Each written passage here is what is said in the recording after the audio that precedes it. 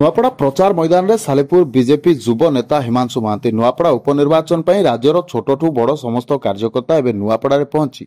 BJP प्रार्थी जय Dholakia vote भिक्षा करुवा बेले आज टांगी सालेपुर निर्वाचन मंडल युव नेता हिमांशु महांती विभिन्न सभा जोगदेवा सह घर को घर बुली भारतीय जनता पार्टी प्रचार करने सहित घर को घर बुली प्रचार करने सह जय ढोलकिया पद्मफूल चिन्ह मोहर दे जययुक्त करने अनुरोध करते। श्री महांती समेत सालेपुर बीजेपी वरिष्ठ कार्यकर्ता और युव कार्यकर्ता माने अभियान रे सामिल रही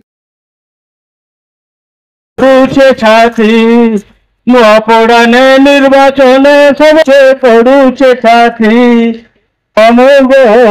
उठुचे पड़ुचे साथी